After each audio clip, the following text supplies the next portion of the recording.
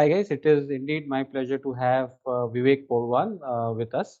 Vivek is a dear friend. He is actually Senior VP Delivery Head Banking and Emerging Technologies at Quality Kiosk Technologies Private Limited. He has got 2 decades of experience. He has been a speaker in various conferences, led CXO conclaves.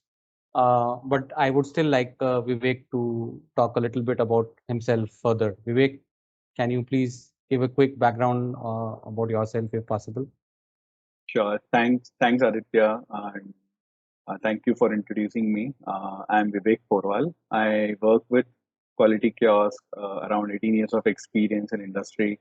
I've worked with majority of the banking and financial services. I lead the global banking practice for Quality Kiosk, where I lead the various banking financial institutions projects, especially in the digital transformation areas, which includes agile transformation methodologies related to DevOps, implementation of various tool chains related to testing, quality engineering.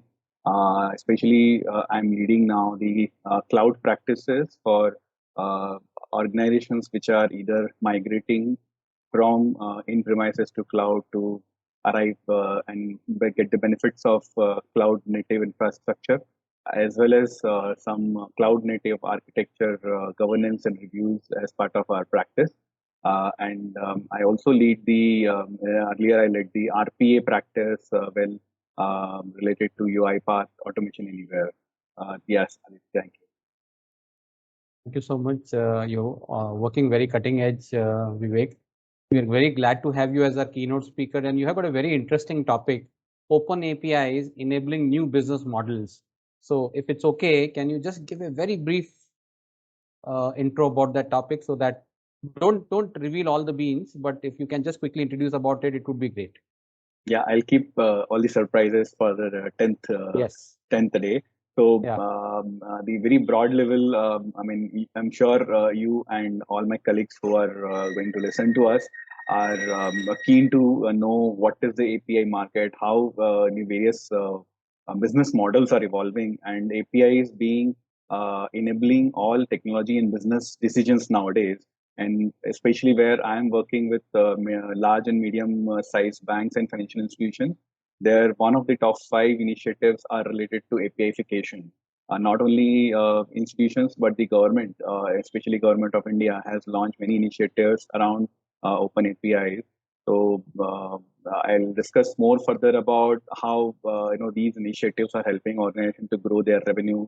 What kind of business models are giving better growth perspective to them as well as to the government, and obviously what is the impact to the testing world. I think this would be one of the most interesting and I think very important topics for the conference. I'm sure that Absolutely. a lot of people would enjoy it. On a different note, things have changed drastically in last couple of years. I just wanted to hear your opinion on how has it impacted today's testers.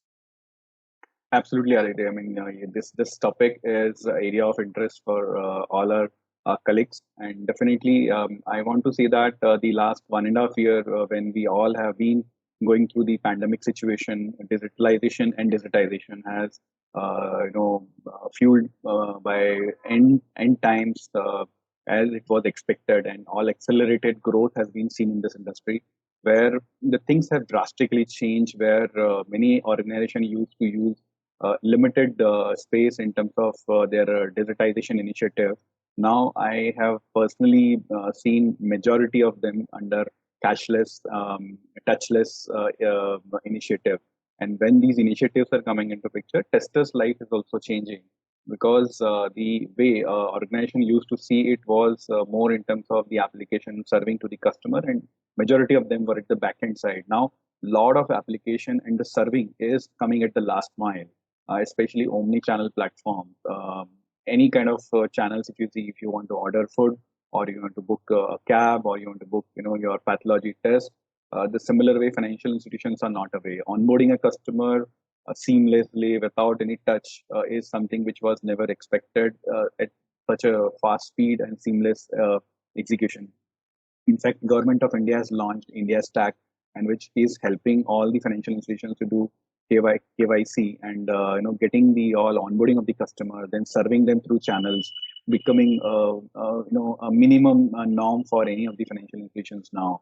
So this is one. Second is the lending. When the customers need to be offered the borrowings and the loans, earlier it used to be a very long cycle and a lot of physical touch used to be there. But nowadays, again, from login to disbursement is becoming a completely fully digitized and seamless journey where all APIs coming together, almost 30 to 40 interfacing systems comes together to see that customer can be onboarded, their underwriting can be done seamlessly through real-time API, third-party integrations get integrated. So yeah, I mean, it just not remains on the front end as it was used to be seen as functional testing skills. Now it has reached to a multi-layer kind of expectation where testers and the QA community need to know the multi-layered architecture, not only the architecture on in-premises, but cloud native is something which is drastically changing the way we used to onboard application, and or application modernization has become one of the major success factor for many organizations who goes cloud native first instead of getting into the architecture which will be only in premises. So in my experience in last 1 year, I have seen AWS, Azure, GCP, Oracle. These are the cloud areas where customers are directly going into it using the Kubernetes clusters, seeing that the containerized applications are used, and somewhere the microservices give them a higher modular flexibility to use the architecture in such a way that it can scale much faster. So all these components are really important for a QA's life, and it does change their skills.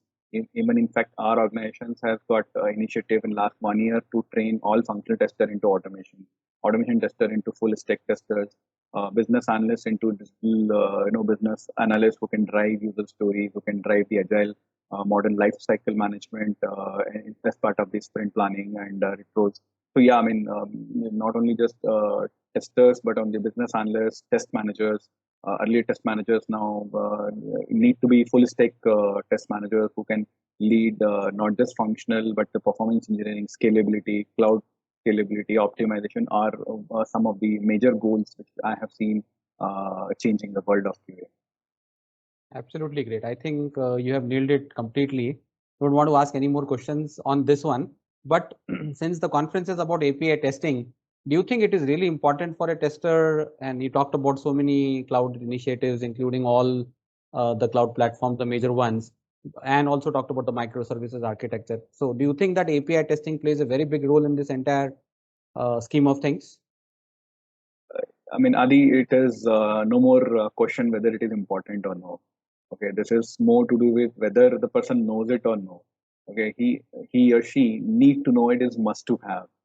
In our organization, majority of the projects and customers have moved to a basic need where our teams have gone through basics of API testing, knowing various platform, various styles of APIs, especially REST, which is mostly used, how to read syntax, how to construct the response request, and how to understand payload, getting into the details of verifications. And it is more to do with shift left methodologies of many organizations where they start their projects developing APIs first, and majority of them look at API first driven projects. And when it happens API first, there is no way to wait for some UI to come, and definitely it adds a lot of value when the business logics can be verified at the beginning when the API testing can be done early in the stages. Not only just knowing it, but automating it with either Postman, Newman, Rest Assured, Catalan, you may name n number of things. But yeah, this is an important aspect. Then knowing the gateways, the API gateways, the management platform, API management is becoming another the need for testers to know, because majority of the APIs will be managed and governed over a period of time, because reaching from 10 to 20 APIs to 1,000 APIs doesn't warrant just manual management of it. So it needs a structured governance, and hence it also comes into testers' life how these are managed, especially the APIs which are offered by cloud providers, either specific to cloud or interoperable APIs. Both a QA person need to know. It's must to have. Great. I just lost my video for a minute. So good. I think that is very well said. You summed it up again very nicely. I think it's given that it is must have. But let's move little. I'm going to ask you two more questions if it's okay. Yeah, absolutely. Yeah. One is that I have known you for many years. I've seen that you are extremely busy in your working life, and you getting time for a video interview was itself a challenge. Now, how do you manage your passion? There is a work life and there is a family life. So how do you basically, or your own hobbies? So how do you basically give time to yourself, Vivek, in this current your leadership level at the level that you are? So are you able to give time to yourself and your hobbies, by the way, and how do you do that if it is there? Yeah, it's a tough question, Aditya. Well, I'll try. So yeah, I mean, this is a really demanding role what I play, and especially the things which are changing continuously. Obviously, learning continuously is an important aspect for me. But at the same time, I love to play with my kid. He keep me engaged on whenever I get time. He engage me with board games. He like chess, strategio, or he will get me something which will keep us at least 1 hour, 2 hours engaged on those games. So yeah, I mean, I enjoy working on the other side. I enjoy playing with my kid on the wherever he feels that he can keep me engaged, and he keep waiting that 1 hour I can spare for him. So yeah, I try to manage and balance both with him and with my wife. Very nice. And that is how I know that you keep yourself so young and very nice, Vivek. So one last Thank you. question, Vivek. Can you give our audience three success mantras which you think would help them in their career, in their life, which you have followed, maybe something that they would like to take it from you as a getaway, as a takeaway? Yeah, so few things which keep me motivated and I really enjoy is that continuous learning, um, be it professional or personal.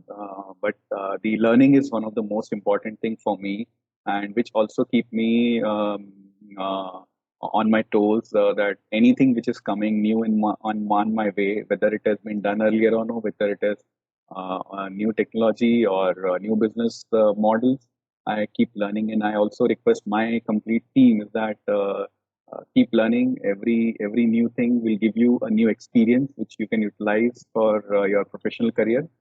So this is one thing, and the second, what I feel is that practicing continuously, experimenting with the team is also another aspect which I feel that which gives you a different kind of learnings with the team, that you experiment and try to see that either you do it successfully or you fail, but somewhere when you fail you also learn it. But trying out is more important. These are the two things I want to share. Excellent. Thank you so much. And I completely agree. I've seen you reading a lot. I see you completely learning new things. So hats off to the way that you have basically shared everything today in your video interview as well. Thank you so much for your time, Vivek. It was wonderful speaking to you. Looking forward for your keynote presentation in API Summit 2021 on 10th of July. Thank you so much. Thank you, Aditya.